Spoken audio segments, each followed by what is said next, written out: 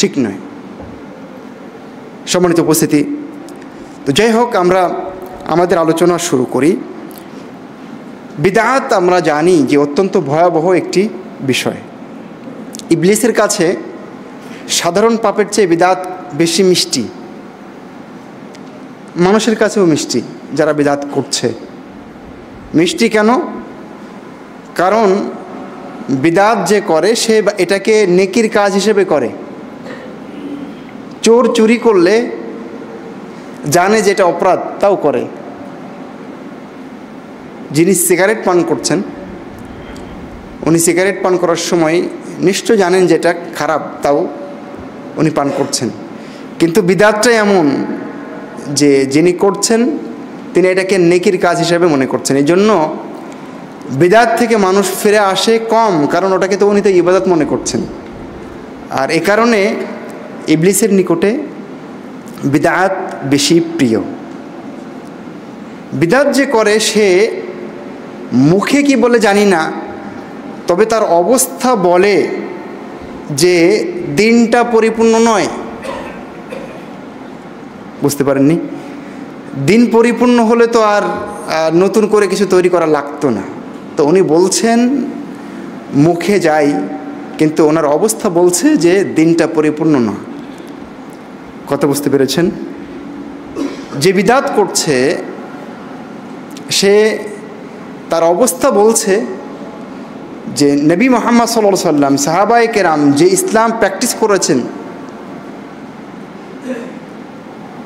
তার চেয়ে এই লোকটার কাছে, যিনি বিদআত করছেন, তার কাছে প্রিয় কোনো পদ্ধতি আছে, আরও হেদায়েতের ভালো কোনো উপাদান তার কাছে আছে, এটা যেন সে বলছে। সে কারণে বিদআত অত্যন্ত ভয়াবহ।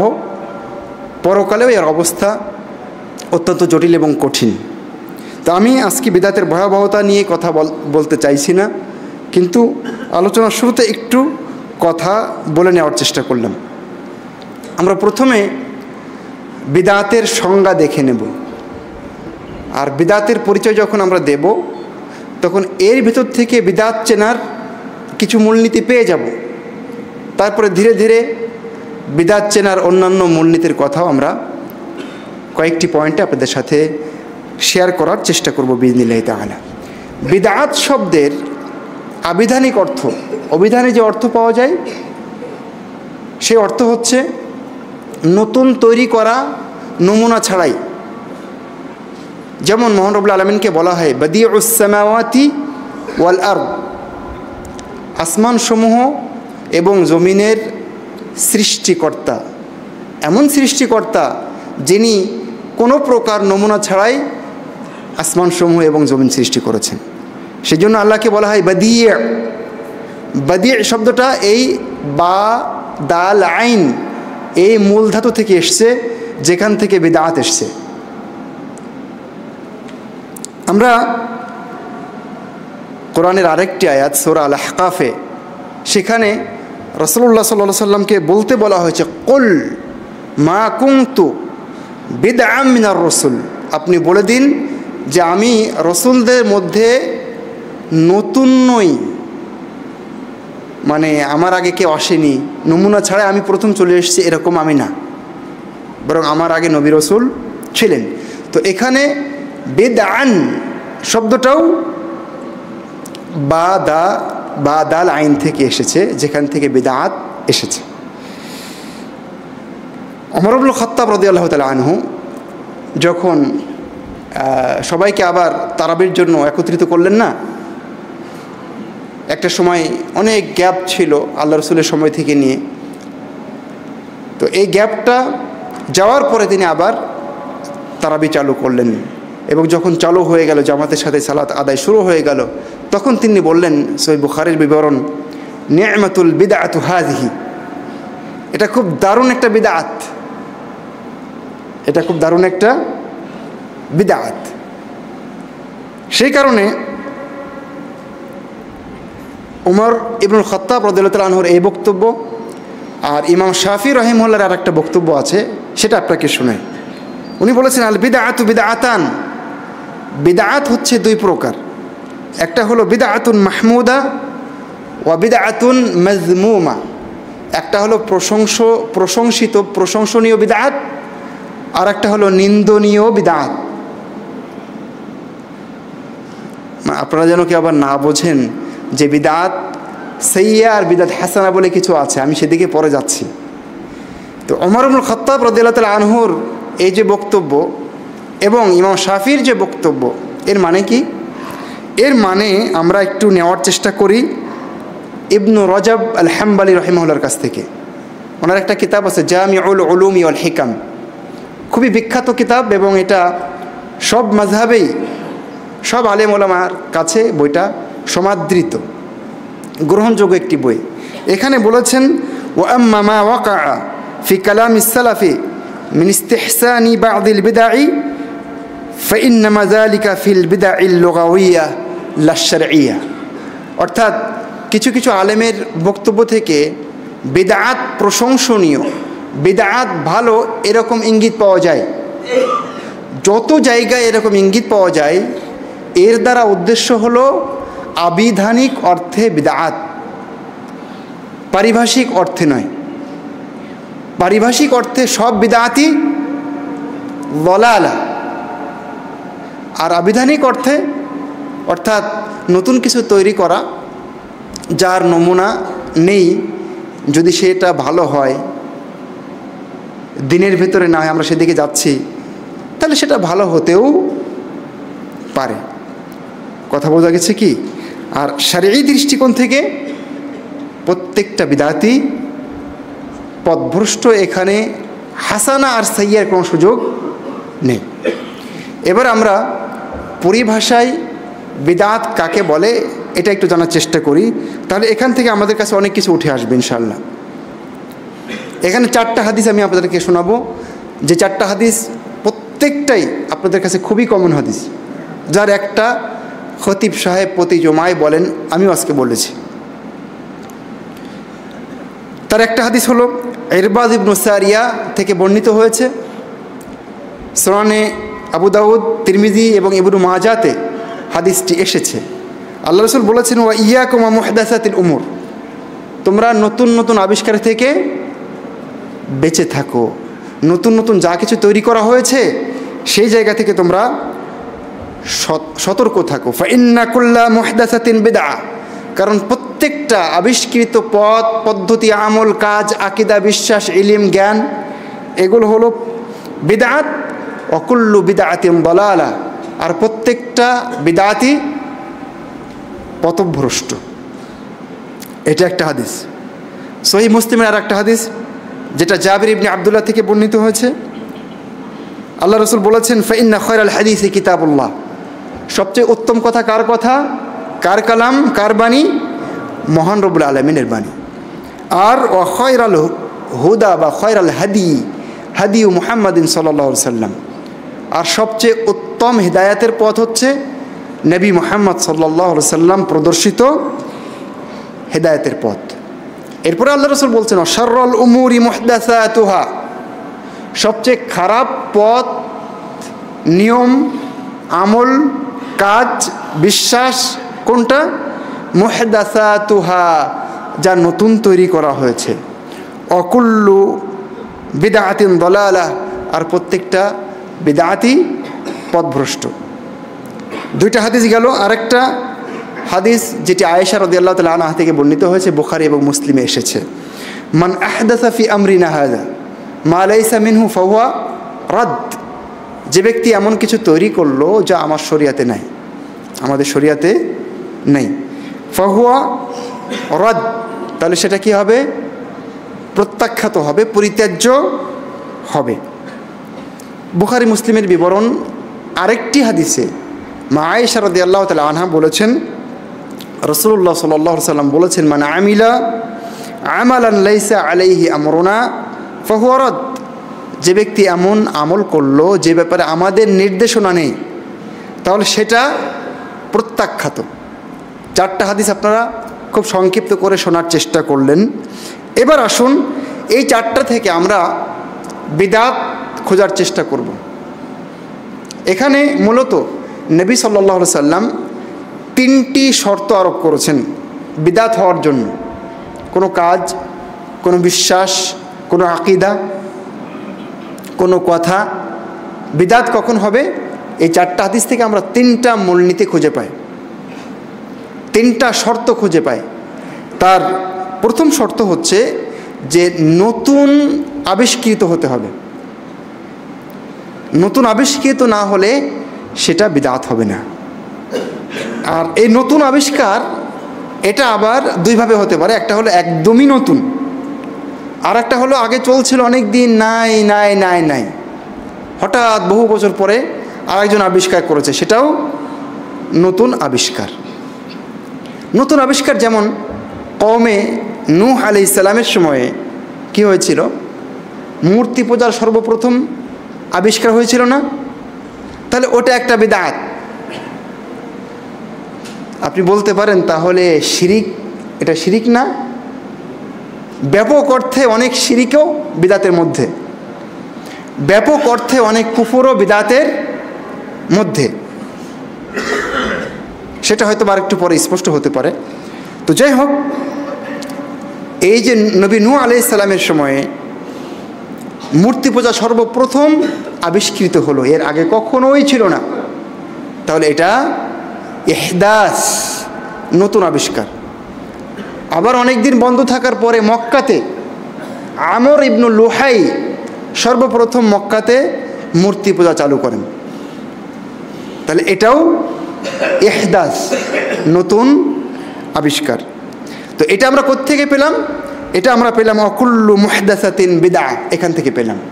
প্রত্যেকটা নতুন আবিষ্কারই কি বিদআত। ওয়াশাররুল উমুরি মুহদাসাতুহা, সবচেয়ে খারাপ সেই কাজ যা নতুন আবিষ্কার করা হয়েছে। তাহলে প্রথম শর্ত আপনারা ভালো করে মাথায় রাখেন যে নতুন আবিষ্কার হতে হবে বিদআত হতে গেলে। 2 নম্বর শর্ত হচ্ছে নতুন আবিষ্কার হলেই শুধু হবে না, বরং তা আবিষ্কার হয়ে শরীয়তে যুক্ত হতে হবে, শরীয়তের ভেতরে সেটা চালাবার চেষ্টা করতে হবে। নতুন আবিষ্কার হলো কিন্তু সেটা শরীয়তের কোনো অনুষঙ্গ হিসেবে চালানো হয়নি, তাহলে সেটা বিদআত হবে না। নতুন তৈরি হয়েছে এবং শরীয়ত বলে চালানো হচ্ছে, সেটাই বিদআত হবে। কথা বুঝতে পেরেছেন? এটা আমরা কোত্থেকে পেলাম? ওই হাদিসগুলোতে আল্লাহ রাসূল সাল্লাল্লাহু আলাইহি ওয়াসাল্লাম বলেছেন ফি আমরিনা হাযা, আমাদের এই দিনের মধ্যে। এখানে আমরুনের অর্থ উলামায়ে কেরাম দিন অর্থ করেছেন।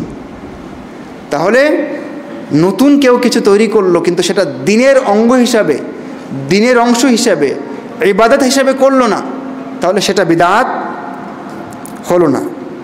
সেজন্য দুনিয়াবি কত আবিষ্কার, আজকে আমরা এসির ভিতরে আরামে খুতবা দিচ্ছি, খুতবা শুনছি, মাইক্রোফোনে কথা বলছি, তাই না? এগুলো বিদআত নয়, যদিও ইহদাস, নতুন সৃষ্টি, এগুলো নতুন আবিষ্কার এগুলো, কিন্তু এটা তো আর ইবাদত মনে করে আমি করছি না, তাহলে এটা বিদআত হবে না। কথা স্পষ্ট বুঝতে পারছেন আপনারা? এবার আসেন, আরেকটা শর্ত হলো নতুন এই আবিষ্কারটা বিদআত হতে গেলে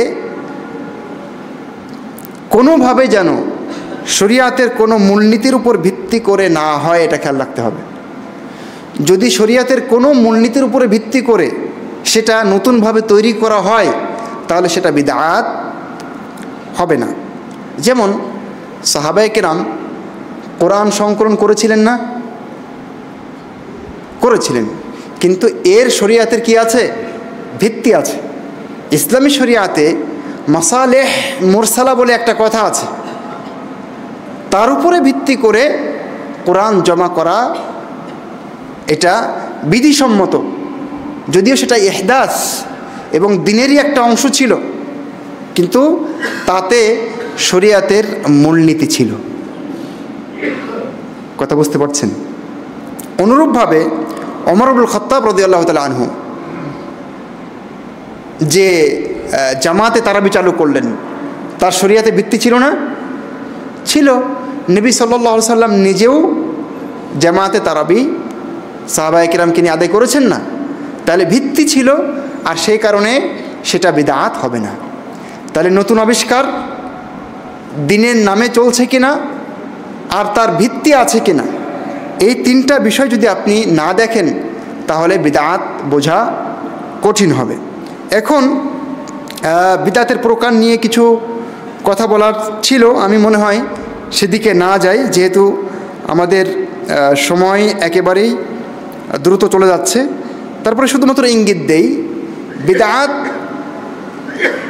আমরা প্রথমত দুই ভাগে বিভক্ত করতে পারি। একটা হলো যে বিদআ হাকিকিয়া। বিদআ হাকিকিয়া মানে হচ্ছে আসলেই বিদআত, মানে একেবারে নতুন ওটা। আর একটা হলো বিদআ ইদাফিয়া। বিদআ ইদাফিয়া মানে শরীয়তে ওটা আছে কিন্তু আপনি কি করে দিয়েছেন, রং ঢং পদ্ধতি পরিবর্তন করে দিয়েছেন। এটা হলো বিদআ ইদাফিয়া, মানে সংযুক্তির মাধ্যমে বিদআত হচ্ছে। আর আরেকজন ষষ্ঠ একটা সালাত চালু করলো, আমরা 5 ওয়াক্ত সালাত আদায় করি না, ষষ্ঠ একটা সালাত আদায় করলো যেখানে 2টা করে রুকু দিতে হবে, নিয়মিত প্রতিদিন আদায় করে, কথার কথা। তাহলে এটা হলো বিদআ হাকিকিয়া। আরেকজন ধরুন কোরআন তেলাওয়াত এমনভাবে আবিষ্কার করলো যে প্রতিদিন একটা সময়ে কয়েকজন মিলে বসে নির্ধারিত করে নিয়েছে এবং তারা ভেবেছে এই সময় যদি আমরা এইভাবে কোরআন তেলাওয়াত করি একসাথে সমস্বরে তাহলে ইবাদত হবে। তাহলে কোরআন তেলাওয়াত ইসলামী শরিয়াতে আছে কিন্তু পদ্ধতি পরিবর্তন হওয়ার কারণে কি হয়ে যাবে, বিদআত হয়ে যাবে। এটাকে বলা হয় বিদআ ইদাফিয়া। এটা একটা ক্লাসিফিকেশন। বিদআতের আরেকটা প্রকার আছে, বিদআতের মানে সব অপরাধ তো আর একরকম না। বিদআতের ভিতরেও কিছু আছে একদম উচ্চ পর্যায়ের অপরাধ, আবার কিছু আছে কিছুটা স্বাভাবিক। এই দিক বিবেচনায় বিদআত আবার 2 প্রকার, একটা হলো মুকাফফিরা আর একটা হলো মুফাসসিকা। কিছু বিদআত আছে যা করলে একজন মানুষকে ইসলাম থেকে বের করে দেয় বা তাকে তিনি কুফরি কাজ করেছেন মর্মে প্রতীয়মান হয়, প্রমাণিত হয়, সেটা হলো বিদআ মুকাফফিরা। আবার কিছু আছে, আচ্ছা আমি ধরেন যে কেউ কবরের আযাবকে অস্বীকার করলো, এটা কি হবে, বিদআ মুকাফফিরা হবে। পরকালকে কেউ অস্বীকার করলো, এটা বিদআ মুকাফফিরা হবে। মানে যে বিদআত কি করে দেয়, একজন মানুষকে কাফের বানিয়ে দেয় অথবা তার উপরে কুফরি কাজ করেছে এরকম বক্তব্য দেওয়া শোভনীয় হয় বা ইসলামে সিদ্ধ হয়, এটা একটা। আর বিদআ মুফাসসিকা অর্থাৎ একজন মানুষকে কাফের বানায় না বা তার উপরে কুফরি ফতোয়া দেওয়া যায় না, তবে তাকে বলা যায় যে অবশ্যই এটা ফাসিকি কাজ, এটা পাপাচার। এ ধরনের কাজ হলো বিদআ মুফাসসিকা। যেমন মুরজিয়ারা বলে যে ঈমান এবং আমল আলাদা জিনিস, ঈমানের ভিতরে আমল ঢুকবে না। তো এটার কারণে আমরা এই বিদআতকে বিদআ মুকাফফিরা বলি না, এটাকে বলি বিদআ মুফাসসিকা। সম্মানিত উপস্থিতি, তো যাই হোক, বিদআতের এই ক্লাসিফিকেশন, এখান থেকে আমাদের কিছু মূলনীতি আমরা বের করতে পারি। এবার চলেন আমরা বিদআত চেনার সংজ্ঞার পরে আরও কিছু মূলনীতি নিয়ে কথা বলি। তার প্রথম মূলনীতি হচ্ছে জাল হাদিসের উপরে চালু হওয়া, জাল হাদিসের উপরে ভিত্তি করে চালু হওয়া প্রত্যেকটা আমলই বিদআত। মাউদু হাদিস চেনেন না? জাল হাদিস মানুষ বানিয়েছে, এরকম কিছু হাদিস আছে যেগুলো সব অবশ্য আলাদা হয়ে গেছে। তো এর উপরে ভিত্তি করে যত ইবাদত চালু আছে সমাজে প্রত্যেকটাই কি হবে, বিদআত হবে। এটা একটা মূলনীতি মনে রাখবেন। ইসলামী শরিয়াতে যেমন আপনার প্রত্যেকটা সূরার আলাদা আলাদা মানুষ কি বানিয়েছে, ফজিলতের উপরে আলাদা আলাদা সূরা বানিয়ে এই হাদিস বানিয়েছে। তার একটা হাদিস আমি আপনাদেরকে বলি, যে ব্যক্তি সূরা ইখলাস কুল হুয়াল্লাহু আহাদ পড়বে তার শেষ মরণের সময়, অর্থাৎ মৃত্যুশয্যায় শায়িত মুমূর্ষু রোগী যদি কুল হুয়াল্লাহু আহাদ পড়ে তাহলে কী হবে, লাম ইফতান ফি কবরিহি, তাহলে তাকে কবরে আর কোনো ফিতনায় পড়তে হবে না, এবং তাকে কবর যে চাপ দেওয়ার যে বিষয়টা আছে এটা তার জন্য হবে না। আর কিয়ামতের ময়দানে তাকে ফেরেশতা মণ্ডলী হাতে করে পুলসিরাত পার করে দেবে।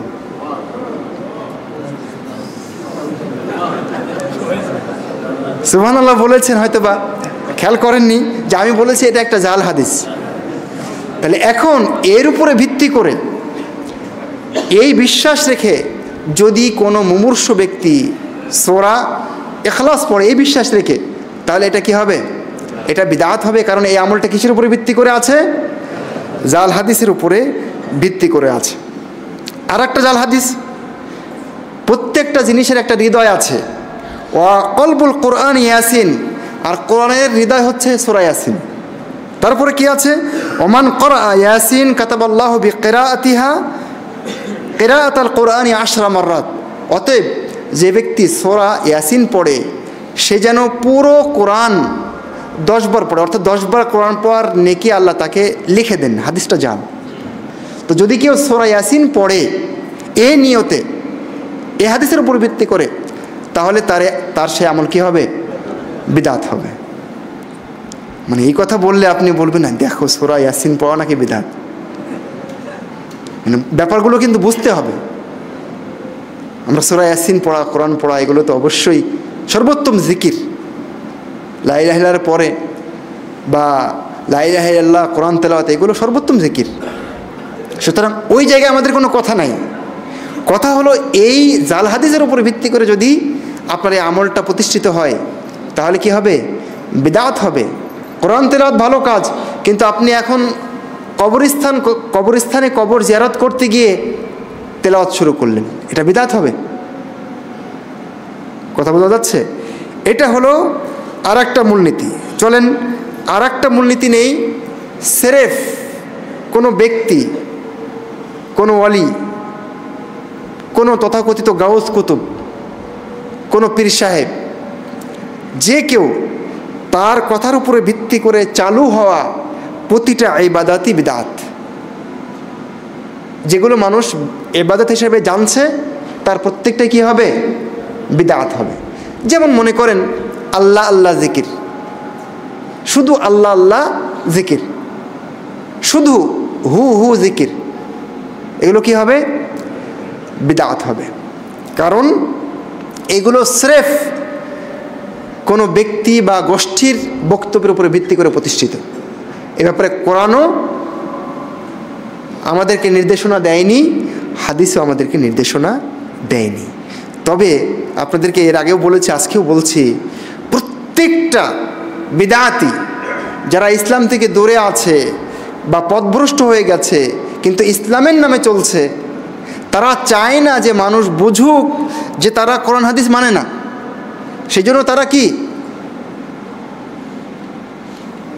প্রচণ্ড বন্যার সময়ে প্রবল স্রোত চলছে, একটা পিঁপড়া যেমন কাঠের টুকরা, একটা ঘাস লতা পাতা ধরে বাঁচার চেষ্টা করে, ওরাও ঠিক তাদের থিওরিকে বাঁচানোর জন্য এরকম কোরআন হাদিস থেকে যা মনে হয় যে আমাদের পক্ষে মনে হয় যাচ্ছে ওটাকে ধরার চেষ্টা করে।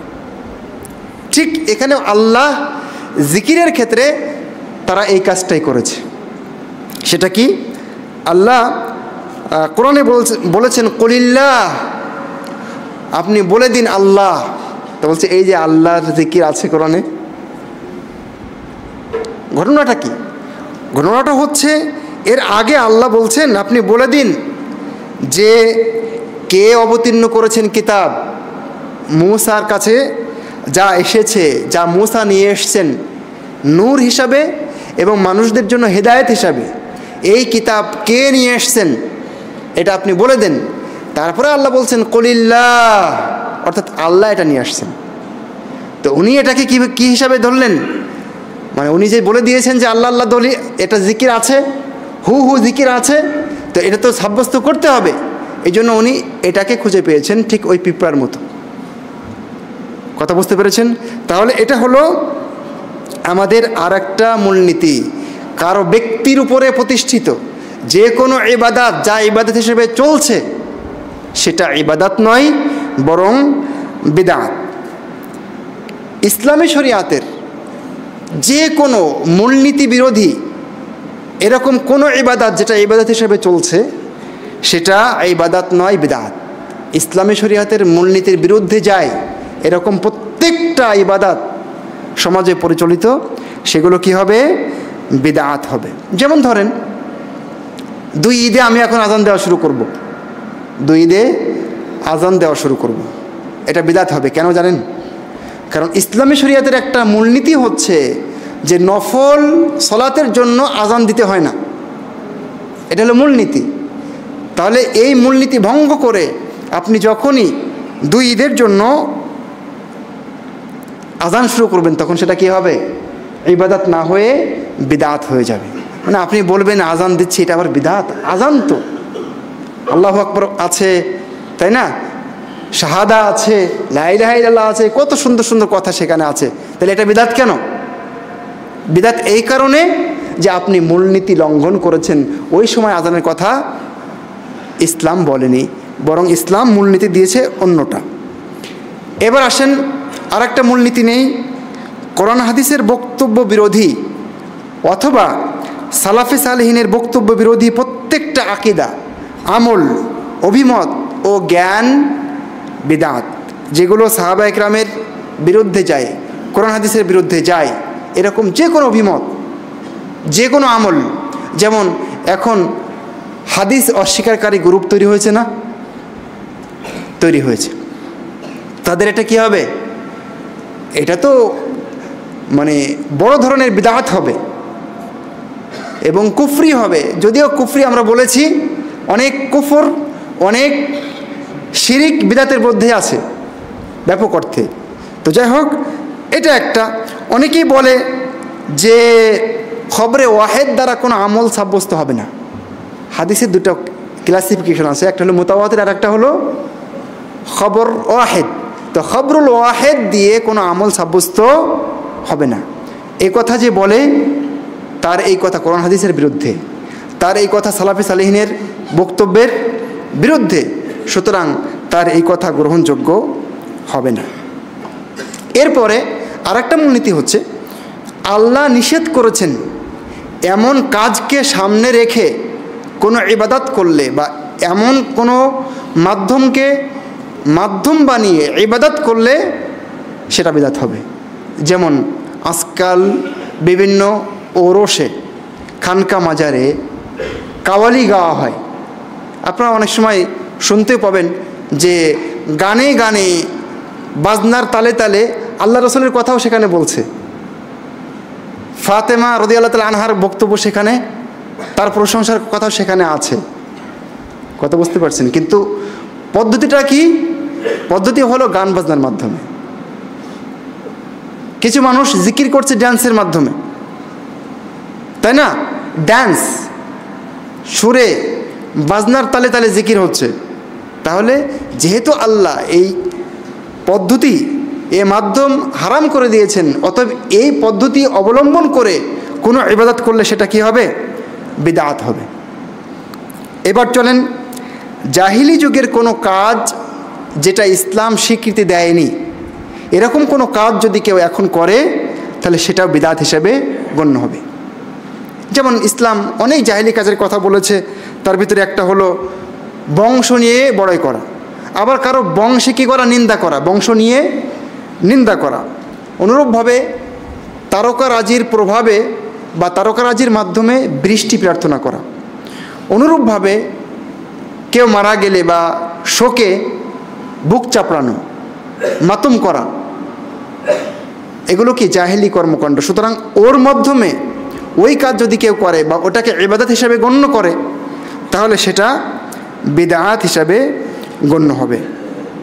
এরপরে আর একটা সূত্র হচ্ছে, রাসূল সাল্লাল্লাহু আলাইহি সাল্লাম ছেড়ে দিয়েছেন, রাসূল সাল্লাল্লাহু আলাইহি সাল্লাম ছেড়ে দিয়েছেন, অথচ ওইটা ছেড়ে দেওয়ার কোনো কারণ সেই যুগে ছিল না, বরং করার কারণ সেই যুগে ছিল।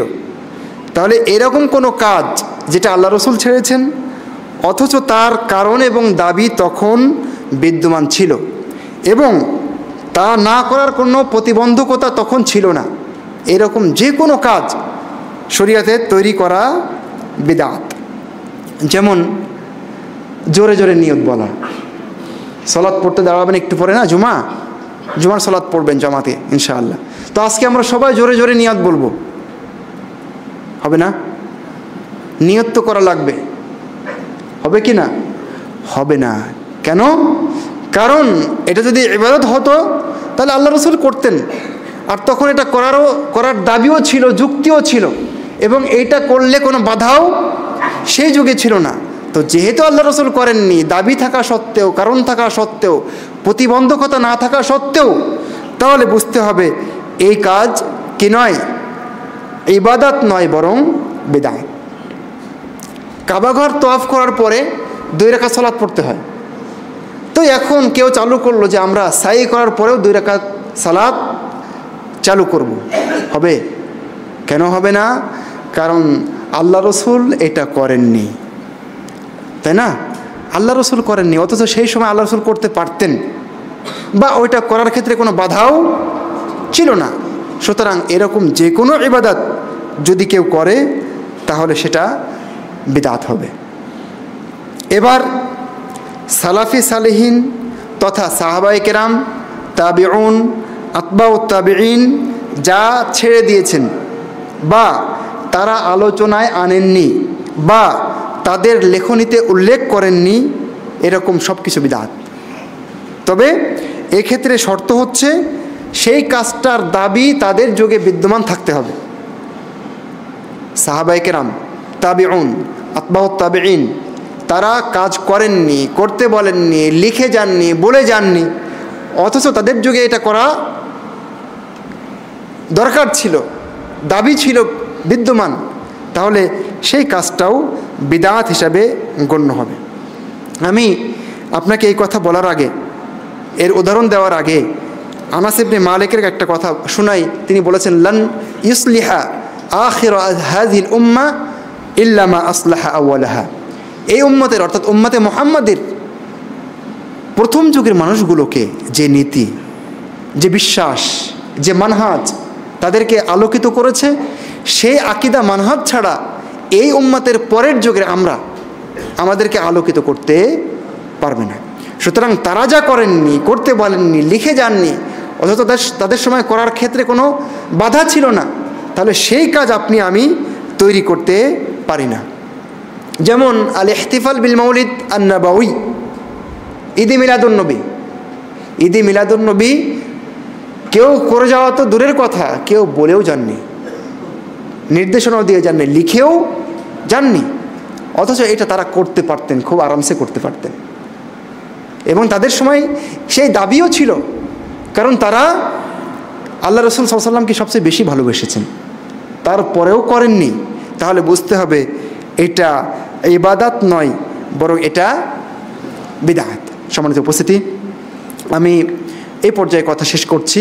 খুতবার পরের অংশে গিয়ে আর 2-1টা মূলনীতি নিয়ে ইনশাআল্লাহ খুতবা শেষ করব। আকুলু কওলি হাযা ওয়া আস্তাগফিরুল্লাহ লি ওয়া লাকুম ওয়া লিসাইরিল মুসলিমিন।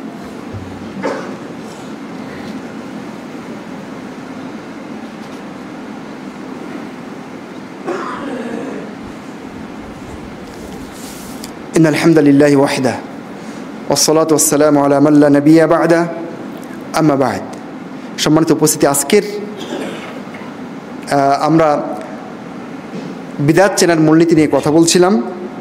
এ পর্যায়ে এসে আরেকটি মূলনীতির কথা বলি। যে কোনো আদাত বা মুআমালাত তথা সামাজিক প্রচলন এবং লেনদেন এমনভাবে যদি কেউ করে যে এটাই ইবাদত, তাহলে তখন সেটা কি হয়ে যাবে?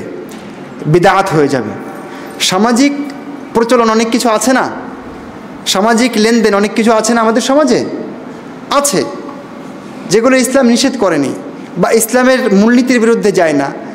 এরকম প্রচলন ইসলাম সমর্থন করে, এরকম মূলনীতি ইসলাম সমর্থন করে। কথা বুঝতে পেরেছেন? তো যদি কেউ সেটাকে ইবাদত মনে করে তাহলে সেটা কি হয়ে যাবে? বিদআত হয়ে যাবে। ধরেন একজন বলল যে আমি আগামী 1 সপ্তাহ গরুর গোশত না খেয়ে ইবাদত করব। তো গরুর গোশত খাওয়া এটা হলো মানুষের আদা, এটা অভ্যাসগত ব্যাপার। তো যদি আপনি মনে করেন যে ওর মাধ্যমে আপনি কি করবেন, ইবাদত করবেন, তাহলে সেটা কি হয়ে যাবে, বিদআত হয়ে যাবে।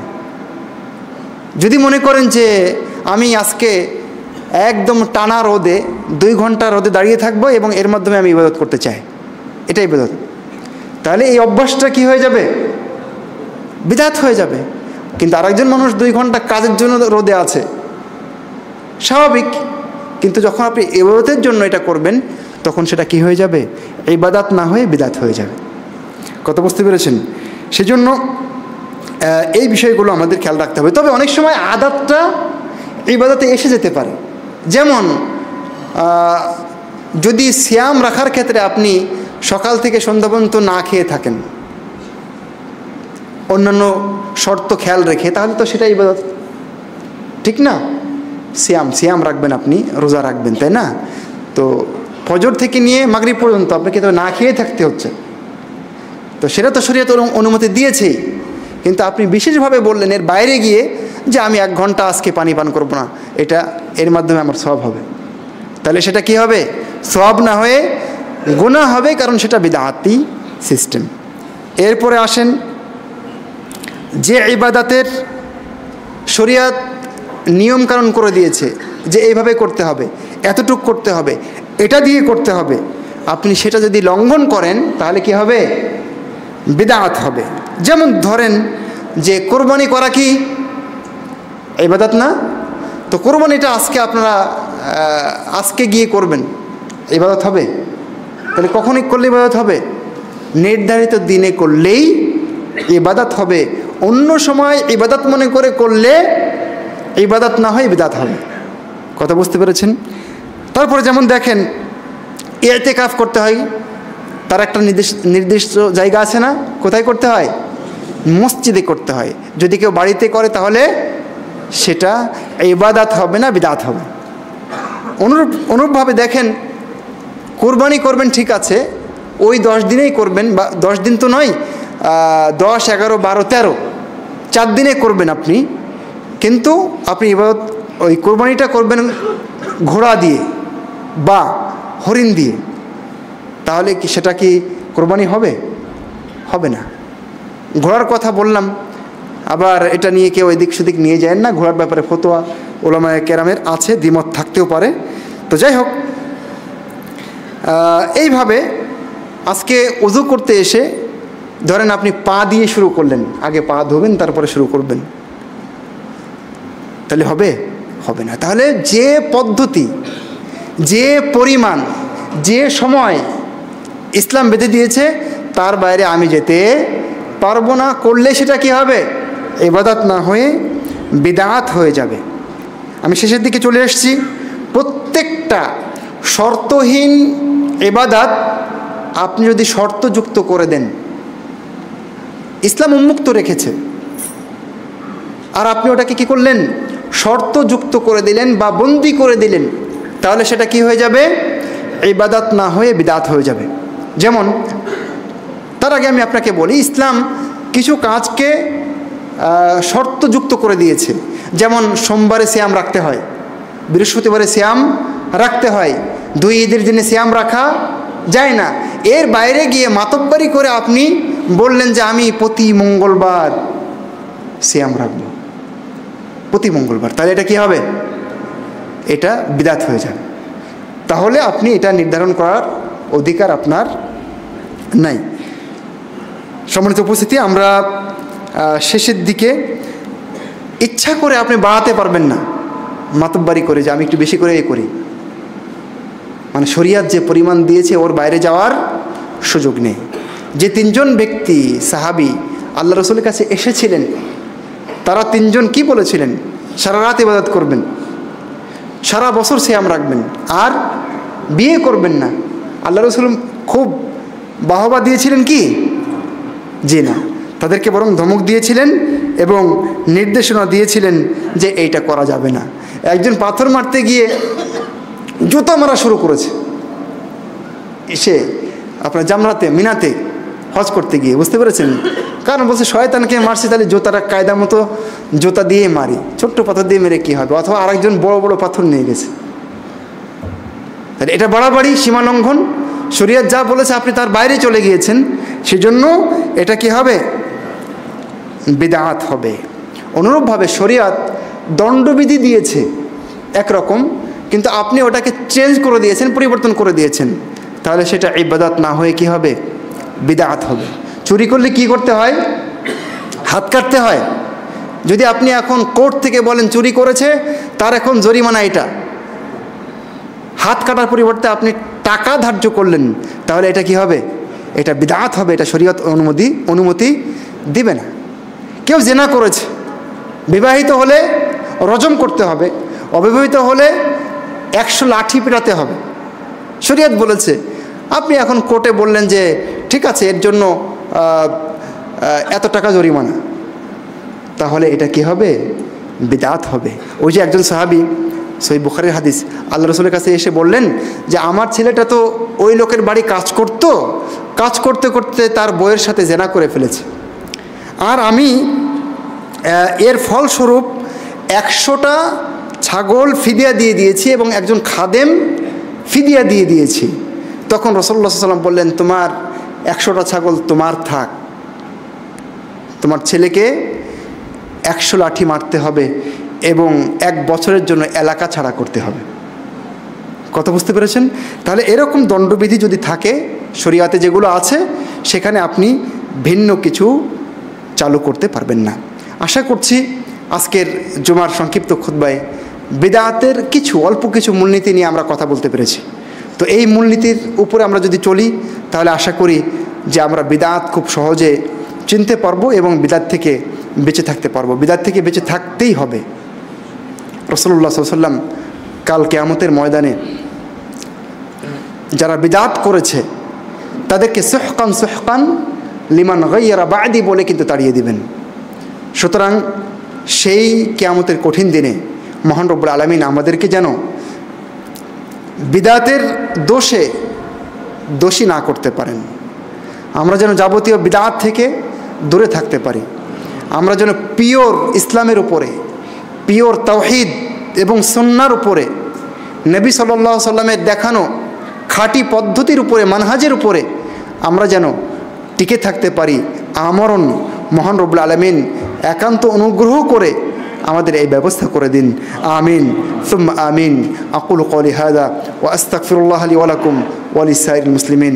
হাযা আল্লাহু তাআলা আ'লাম ওয়া আহকাম ওয়া সাল্লাল্লাহু ওয়া সাল্লাম আলা নবিনা মুহাম্মদ ওয়া আলা আলিহি ওয়া সাহবিহি আজমাইন। কুমু লিস-সালাহ।